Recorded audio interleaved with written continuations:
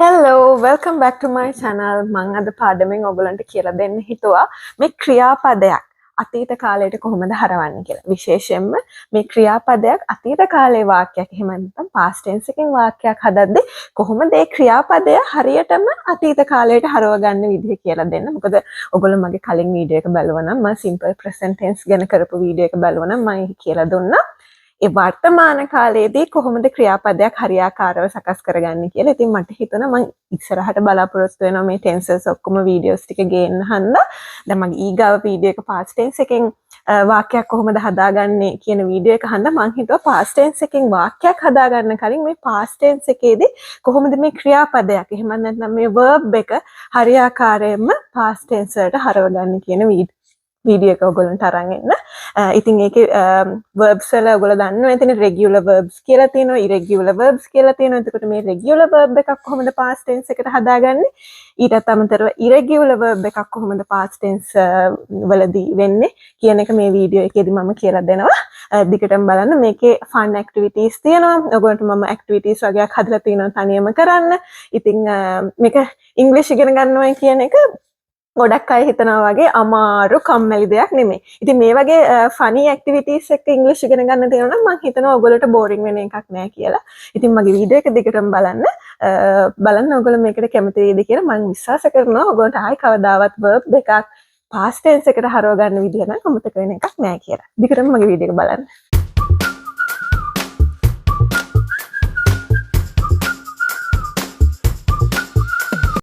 ඔන්න අපි මුලින්ම කතා කරන්නේ regular verbs ගැන. ගොඩාක් verbs අගට ed එකතු කරලා අපිට අතීත කාලයට හදාගන්න පුළුවන්. regular verbs වල ගොඩාක් ක්‍රියාපද එහෙම නැත්නම් මේ verbs අගට ed යොදලා අතීත කාලයට හරව ගන්න පුළුවන්. ඔන්න මම දැන් ඔයගොල්ලන්ට examples කීපයක් පෙන්නනවා බලන්න. ඔන්න බලන්න පළවෙනි ක්‍රියාපදේ watch කියන්නේ නරඹනවා. ඒක අතීතයට හැරුණාම watched වුණා. එතකොට ඒක අගට ed එකක් දාලා තමයි අතීත කාලයට හරවගත්තේ. එතකොට නැරඹුවා. look කියන්නේ බලනවා. ඒක looked උනා අගට ed එකක් දාලා. එතකොට අපි බැලුවා කියන තේරුම ගන්න පුළුවන්. තුන්වෙනි ක්‍රියාපදේ බලන්න clean කියන එක. clean කියන්නේ පිරිසුදු කරනවා. ඒක cleaned උනේ අගට ed එකක් දාලා. එතකොට පිරිසුදු කළා. play කියන්නේ අපි සෙල්ලම් කරනවා. played එක අගට ed දාලා අපි අතීත කාලයට හරවගත්ත play කියන ක්‍රියාපදය. play කියන්නේ සෙල්ලම් කරනවා. played කියන්නේ අපි සෙල්ලම් කළා කියන එක. අතීත කාලයට හරව ගන්න ලේසි නේද? මේක තමයි පළවෙනි විදිහ. බලමු අපි තවත් විදි කීපයක් තියෙනවා. මේක තමයි දෙවෙනි විදිහ. ඔන්න බලන්න මේ regular verbs අතීත කාලයට හරවන දෙවෙනි විදිහ verbs that end in e add d. ඒ කියන්නේ ක්‍රියාපදයක් ඉවර වෙන්නේ e අකුරකින් නම් ගොඩක් වෙලාවට අගට d එකක් විතරක් එකතු කරලා අතීත කාලයට හරව ගන්න පුළුවන්. අපි කලින් කරේ ed තමයි ඇඩ් කරේ යකට. හැබැයි මෙතනදී මේගොල්ලෝ කියනවා ක්‍රියාපදයක් ඉවර වෙන්නේ e අකුරෙන් නම් ඔයාට d එක විතරක් දාලා අතීත කාලයට හරව ගන්න පුළුවන් කියලා. බලමු උදාහරණ දැන්. ඔන්න බලන්න පළවෙනි ක්‍රියාපදේ dance. dance කියන්නේ නටනවා, dance කරනවා. ඒතර e එකෙන් ඉවර වුණා. ඒක අතීත කාලයට හරවන d එකක් දැම්ම danced වුණා. ඒ කියන්නේ නැටුවා. like කියන්නේ කැමති වෙනවා. ඉවර වෙන්නේ e අකුරකින් ඒක හන්ද d එකක් දාලා අතීත කාලයට හරවගත්ත liked වුණා. ඒ කියන්නේ කැමති වුණා. love ආදරය කරනවා. අගට d එකක් දාලා loved කියලා හැදුවා. එතකොට ආදරය කරා. use කියන්නේ පාවිච්චි කරනවා. d එකක් දාලා used කියලා හදාගත්තා. ඒ කියන්නේ පාවිච්චි කරා. e අකුරකින් ඉවර වෙනවා නම් අගට d එකක් දාලා මේ විදිහට ඉතාමත් ලේසියෙන් අතීත කාලයට ඔයාගේ ක්‍රියාපදේ හරව ගන්න පුළුවන්. මං හිතනවා තේරුණා කියලා. ඔන්න තව විදිහක්. verbs that end in a consonant plus y change the y for I and add ed. මේක කියන්නේ මේ ක්‍රියාපදයක් ඉවර වෙන්නේ අගට consonant එකක් නා. මොකද්ද මේ consonant එකක් කියන්නේ? ඔයගොල්ලෝ දන්නවනේද vowels and consonant කියලා ಜಾති දෙකක් තියෙනවා මේ English හෝඩියේ. vowels කියන්නේ a e i o u. එතකොට ඉංග්‍රීසි වල තියෙන ඉතුරු අකුරු ඔක්කොම ටික අකුරු 21ම consonant විදියට තමයි යන්නේ. a e i o u කියන අකුරු වලට අමතරව තියෙන අනිත් අකුරු ඔක්කොම consonant විදියට යන්නේ. එතකොට ක්‍රියාපදයක් ඉවර වෙන්නේ consonant එකකින් සහ y එකකින් නම් මේ නීතියේදී y එක අයින් කරලා I එක ඇඩ් කරලා ed දානවා. ඒ කියන්නේ y එක අයින් කරලා ied දාලා තමයි මේ වගේ ක්‍රියාපදයක් අතීතයට හරවගන්නේ. මම දැන් උදාහරණ කීපයක් ගෙනල්ලා තිනවා මම පෙන්නන්නම්. එතකොට ඔයාලට ගොඩක් තේරුම් ගන්න පුළුවන් වෙයි. ඔන්න බලන්නකො පළවෙනි ක්‍රියාපදයේ cry. cry කියන්නේ අඬනවා. y එකකින් තමයි ඉවර වෙලා තියෙන්නේ. ඊට කලින් තියෙන්නේ consonant එකක්. a e i o u කියන vowel එකක් නෙමෙයිනේ තියෙන්නේ. r එක තියෙන්නේ. කියන consonant එකක්. එතකොට y එක අයින් කරලා i e d දාලා තමයි මේක අතීතයට හරවගත්තේ. cry එක cried වුණා. ඇඬුවා වුණා. අඬනවා එක ඇඬුවා කරගත්තේ අපි i e d කියන එක දාලා. තේරෙනවනේ? ඔන්න ඊගාව එක ස්ටඩි කරනවා අධ්‍යයනය කරනවා ඉගෙන ගන්නවා y එකකින් ඉවර වුණා කලින් තියෙන d එක consonant එකක් y එක කැපුවා ied දාලා ස්ටඩීඩ් කරගත්තා ඒ කියන්නේ අධ්‍යයනය කරා තුන්වෙනි එක try කරනවා කියන්නේ උත්සාහ කරනවා y එකකින් ඉවර වෙන්නේ ඉස්සරහා තියෙන r අකුරක් ඒ කියන්නේ consonant එකක් y එක කැපුවා ied දාලා tried කරගත්තා ඒ කියන්නේ උත්සාහ කරා worry කියන එක බලන්න worry කියන්නේ ඔයා කනස්සල්ලටපත් වෙනවා කලකිරෙනවා ඒ වගේ එකක් නේ දුක් වෙනවා worry එකේ y එක අයින් කරා ඉස්සරහින් තියෙන r එකක් consonant එකක් y එක කැපුවා ied දාලා worried කරගත්තා ඒ කියන්නේ කනස්සල්ලටපත් වුණා දුක් වුණා කියලා ඔන්න අතීත කාලයට හදාගත්තා හරිම ලේසි නේද දැන් නම් මං හිතන්නේ ඔයගොල්ලන්ට මේ වගේ y එකකින් ඉවර වෙන ක්‍රියාපදයක් හදන අතීත කාලයට හදාගන්න එක නම් අමතක වෙයි කියලා ඉස්සරහට ඔන්න තව විදිහක් කියලා දෙනවා මේක තමයි අන්තිම විදිහ මේ regular verb එකක් අතීත කාලයට හරව ගන්න verbs that end in a consonant plus vowel plus consonant double the last consonant and add ed මේකෙන් කියන්නේ ක්‍රියාපදයක් ඉවර වෙනවා නම් consonant එකක් මම කියලා දුන්නානේ consonant එකක් ඊගාවට vowel එකක් මම කියලා දුන්නානේ vowels මතකයිනේ a e i o u ඊට පස්සේ ආපහු consonant එකක් නම් තියෙන්නේ ඒ ක්‍රියාපදේ ඔයා ඩබල් කරන්න ඕනේ last consonant එක. ඒ කියන්නේ අන්තිම අකුර ඩබල් කරලා අගට ed දාලා තමයි ඒ වගේ ක්‍රියාපද අතීතයට හරවගන්නේ. මම තවත් පැහැදිලි වෙන විදිහට ගෙනාවා examples වගේ. ඒ examples ටික බලන්න. එතකොට හොඳටම තේරෙයි. ඔන්න බලන්න පළවෙනි ක්‍රියාපදයේ verb එක stop නවත්වනවා කියන එක. එතකොට අගට ඉවර වෙලා තියෙන p එකකින් consonant එකක්. ඊට කලින් තියෙන්නේ vowel එකක් o අකුර.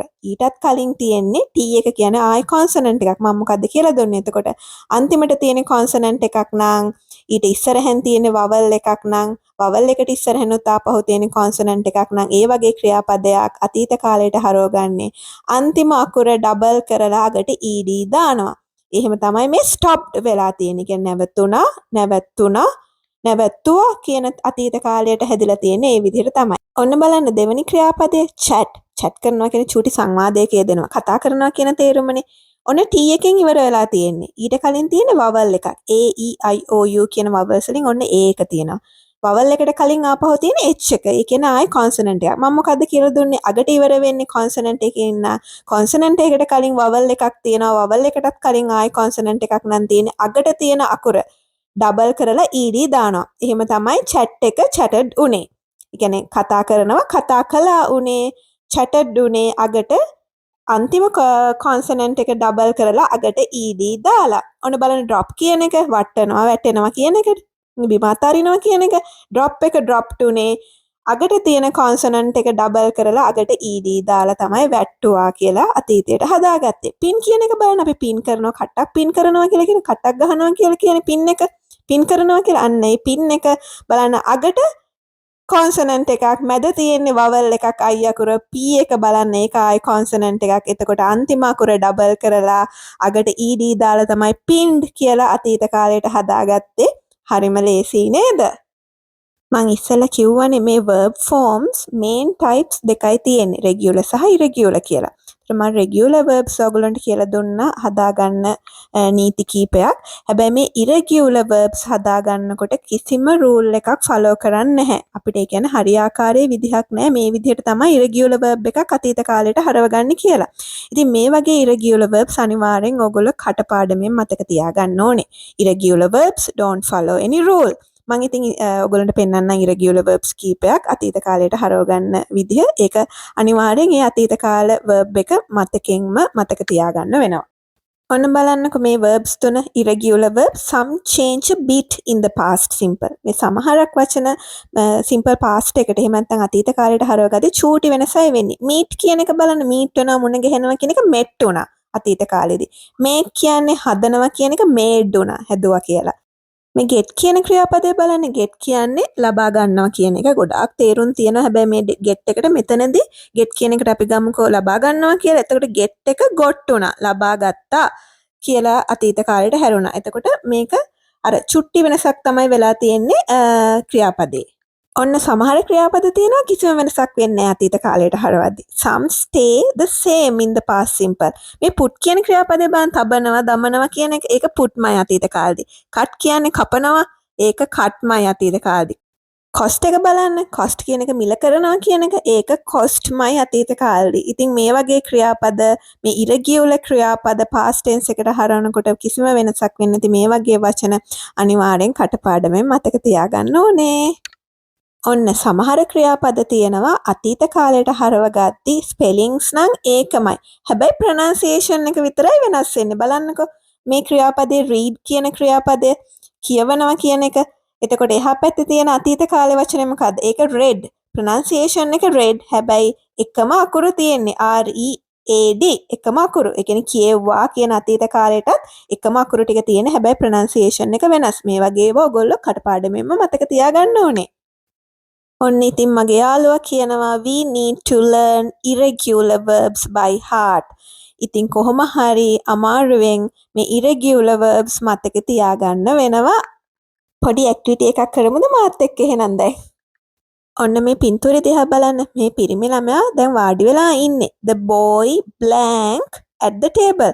වාඩි වෙලා ඉන්න කියන එකේ අතීත කාලෙට තමයි හරවන්න ඕනේ. බලන්න හිතින් උත්තරේ හොයාගන්න පුළුවන්ද කියලා මේ boxes තුන ඇතුලෙන්. හරි උත්තරේ ඔන්න දැන් කල්පනා කරලා බලන්න. මම තව චුට්ටකින් කියනවා හරි උත්තරේ මොකක්ද කියලා. චුටි වෙලාවක් අරගෙන බලන්නකෝ. පුළුවන්ද කියලා තනියෙන් හොයාගන්න. වාඩි වුණා කියන එකට අතීත කාලේ මොකක්ද කියලා. ඔන්න හරි උත්තරේ. The boy sat at the table.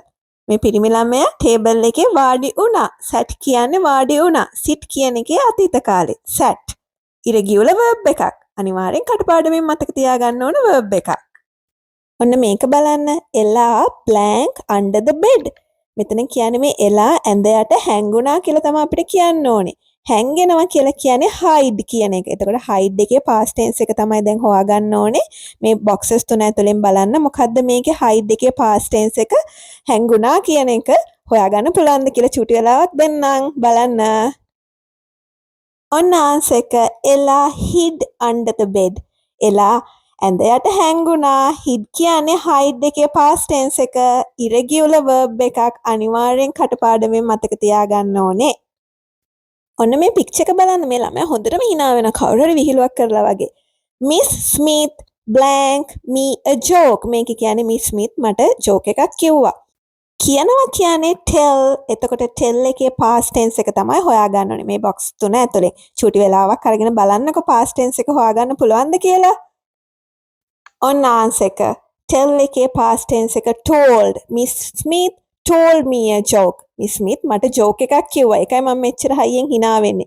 ඉතින් tell එකේ අතීත ක්‍රියාපදය told. එතකොට මේක irregular verb එකක් හරියාකාරයෙන් හදාගන්න විදිහක් නැහැ. මේක අනිවාර්යෙන් කටපාඩමෙන් මතක තියාගන්න ඕනේ. මේක irregular verb එකක් හන්දා. tell එක තමයි මේ told උනේ. ඔන්න මේක බලන්න. Jane blank a big rainbow. මෙතන කියන්නේ Jane දැක්ක ලොකු rainbow එකක්. මොකද්ද මේ rainbow එකක් කියන්නේ? ලොකු දේ දුන්නක්. ඉතින් මෙතනදී කියන්න ඕනේ Jane ලොකු දේ දුන්නක් දැක්කා කියලා. දකින්නවා කියන්නේ see. දැක්කා කියන්නේ මොකද්ද? අතීත කාලෙන්. දැක්කා කියලා කොහොමද අතීත කාලෙන් කියන්නේ කියන එක මෙතනින් තෝරගන්න. චූටි වෙලාවක් දෙන්න. ඔන්න answer එක Jane saw a big rainbow. Jane දැක්ක ලොකු rainbow එකක්. ඒතර saw කියන්නේ see කියන එකේ past tense එක. see කියන්නේ දකිනවා, saw කියන්නේ දැක්කා. ඉතින් මේක irregular verb එකක්. අනිවාර්යෙන් මතක තියාගන්න ඕනේ කටපාඩමින් මේ වගේ verbs. ඔන්න තව irregular verb එකක් බලමු. Daddy blank he loves me. ඒ කියන්නේ තාත්තා කිව්වා එයා මට ආදරේ කියලා. එතකොට say කියන්නේ කියනවා. say කියන එක past tense එක. කිව්වා කියන එක තමයි හරි උත්තරේ හොයාගන්න ඕනේ. මේ boxes තුනෙන් බලන්න හරි උත්තරේ ඔයාට හම්බ වෙයිද කියලා. හොඳට කල්පනා කරලා බලන්න.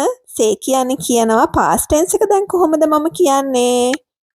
ඔන්න answer එක Daddy said he loves me. තාත්තා කිව්වා එයා මට ආදරේ කියලා. say කියන එකේ past tense එක තමයි said. say කියන්නේ කියනවා, said කියන්නේ කිව්වා. මේක irregular verb එකක්. අනිවාර්යෙන් මතක තියාගන්න ඕනේ. මොකද හදාගන්න එහෙම කියලා ක්‍රමයක් නැහැ. කටපාඩමෙන් මතක තියාගන්න ඕනේ.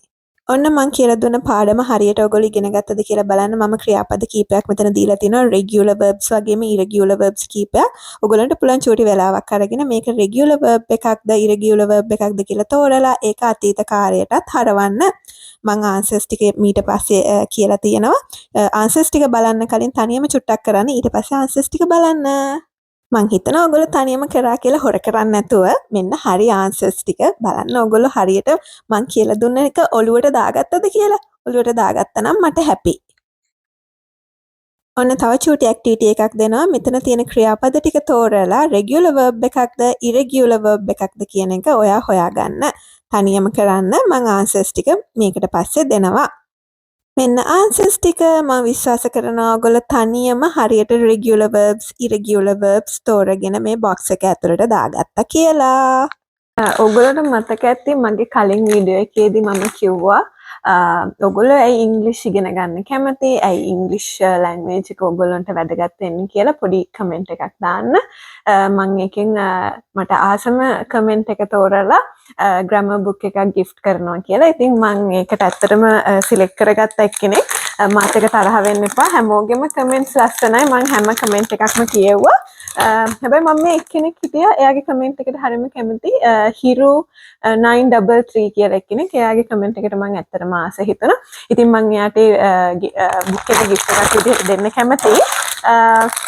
එයා මේ වීඩියෝ එක බලනවා නම් අනිවාර්යයෙන්ම මට කමෙන්ට් එකක් දාන්න. එයාගේ ඩීටේල්ස් උත් එක්ක මම එයාව contact කරගෙන ඒ බුක් එක ගෙදරටම ලැබෙන්න සලස්සනවා. ඉතින් දිගටම මගේ වීඩියෝස් බලන්න. මම ඉස්සරහටත් මේ වගේ වීඩියෝස් අරගෙන එන්න බලාපොරොත්තු වෙනවා. මුලින් ඉඳන්ම ඔයගොල්ලන්ට මේ පාඩම් ටික කියලා දෙන්න. ඉතින් දිගටම මගේ channel එක බලන්න. මාව subscribe කරලා නැත්නම් subscribe කරන්න අමතක කරන්න එපා. bye.